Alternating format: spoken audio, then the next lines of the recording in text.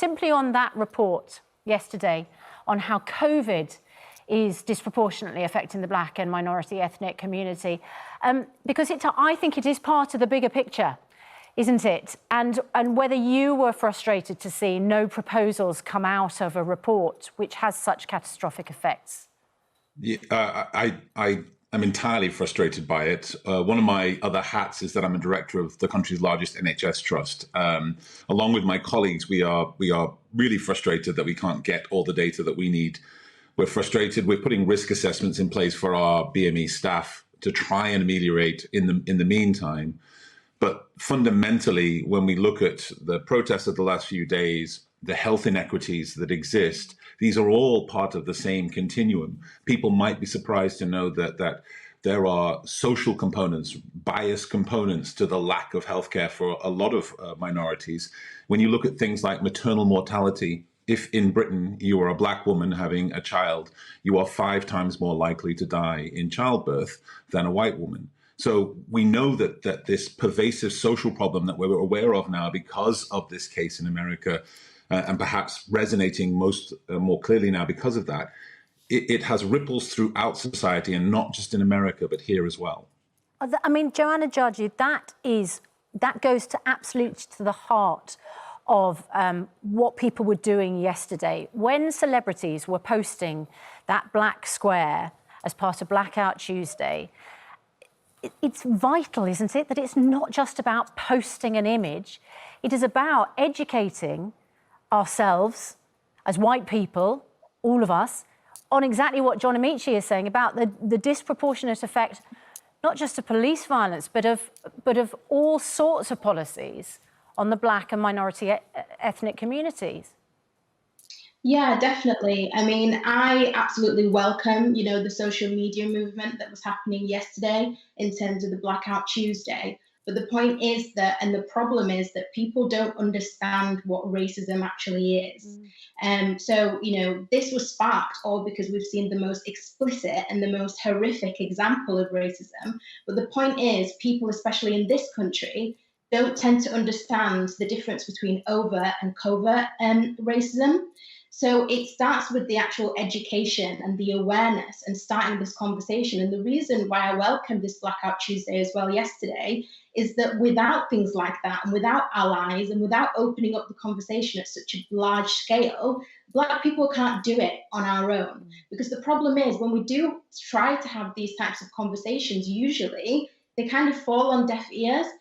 Because it's usually, virtue signaling, or it's usually playing the race card, or, so on and so forth. So these kind of movements are important because the Black voice alone is not going to be able to eradicate racism. G. Tarawa, I mean, I didn't do the Instagram Black Square post, not as a deliberate act of defiance. I felt we'd done an hour of debating these issues on the programme yesterday, so I hadn't been silent yesterday. It seemed a bit pointless to me.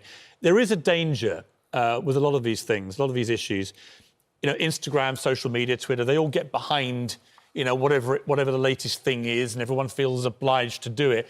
I was interested that I got shamed by people for not doing the square, people who hadn't watched yesterday's Good Morning Britain and seen us devote an unprecedented amount of airtime, actually, to debating this issue. Where is that line? I mean, I don't think people should be shamed into posting things or not posting things. I think they should be educated about the issues better. I think they should hear from Black voices about what racism really is and how it really manifests itself. I don't think you should be judged according to your ability to post a black square. I mean, to a certain extent, I agree with you, Piers. It shouldn't be about the black square. But I think it's about people having the need to have a visible sign that people are talking about these things. I think the black square is a way of creating a debate. Looking at it, in the broadest sense, we're at a time where people need to talk. We need to have conversation. We need to have dialogue, which is what you're doing here. And I think all of these things create the dialogue. Whether good or bad, we need to have these dialogues. But if my sons are all one's late teens, two in their 20s, and they were all like telling me late last night, come on, Dad, do your square. They all did it. I got that they felt energised by what was happening. I just don't think it's enough. I mean, I don't want to denigrate anyone who did it, and I don't want to cast aspersions over the reasons they may have done it, but I can guarantee today everyone will just go back to doing their normal Instagram pictures. And what worries me about this George Floyd thing is that I was in America for a lot of very similar outrages from Trayvon Martin and other stories like that, where I really felt that change would happen, and nothing actually changed. And we talked to Martin Luther King III, Martin Luther King Jr.'s eldest son, this morning. And, he was very, really saying we haven't really come very far from when his father was trying to effect change in the late 60s. And I found that quite depressing. And when I see these scenes across America, I find those depressing. The only glimmer of hope I see this time is I am seeing, and this is where social media has been very effective, I am seeing videos of police officers and army people getting on their knee and showing solidarity. That's why I have a bit of hope that this might be a bit different, that actually maybe we have woken up. I would like to believe that that's the truth. I think the problem is that we have to realize there's no inertia behind ending racism. There's no inertia behind anti-racism. I agree that social posts are not the end of. It's a good start, but you have to imagine it like ending racism is like pushing a big boulder up an incline, and Black and brown people and a very select group of allies who have been constantly focused on this have their shoulder to that boulder pushing it. And at moments like this, a lot of other people put their hand on the boulder, and it makes it slightly easier to move for a time. And then, as you pointed out, people get distracted by every day, by other things in their lives. And they move away, and once again, the same core group of people is left trying to push this boulder. There's no inertia behind that. So people what is the best thing, John? What is the best thing for white people to do? It can't just be posting a black square. So what is it? Absolutely not. You've got to recognize that it's not enough to be not racist. You've got to be vehemently, proactively anti-racist. You've got to embrace the wins. Those moments that you think you just haven't done enough, that you know you haven't made a difference, and do it. Educate yourself. There are book lists out there. Do it. Make some demands of yourself, of everyday things you're going to do. We all know, we've talked to people, and every day they do that one thing that's just so close to the bone. It's a bit sexist, it's a bit racist, whatever. Stand up to them. Love may be unconditional in your family, your racist uncle or whatever else, but proximity isn't. You don't have to co-sign on their behavior.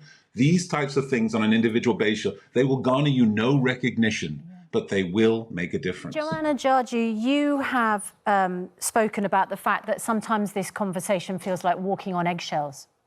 I mean, in this moment where we have all seen brutal racism played out in the most tragic way possible, is an unfortunate but necessary opportunity to be able to speak out, I imagine, without feeling like you're walking on eggshells. Definitely. I mean, I've appeared on the show before, and there's other women, black women, black men that have appeared on the show before and talked about race. But we do kind of have to walk on eggshells, because the kind of response that you get when you're just, in a position of telling your own lived experience is extraordinary, really. And in my lifetime anyway, I think this is the first time I've been able to kind of strongly and openly, without mincing my words, talk about, how I'm feeling and what my experience is. And it's unfortunate that it's taken something this horrific to open the world's eyes, whether that's temporary or whether that's something that hopefully we can look forward to change. For Tarara, what is your lived experience as a black man that you think people should know about, that they're ignorant about? I would like to reverse the question. It's not about my experience. It's about, what does it mean to be white? I think that's the question that white people need to be asking themselves. What does it mean to be white? Because I am not the architect of my misfortune. I'm on the receiving end. So we need to change the dialogue and change the question to, you should have a group of white people on the TV to talk about what does it mean to be white? What does racism mean to white people? Because it's the impact that I'm having, not the core. I'm not the cause, if that makes sense. It does make sense. I think it's a very good point.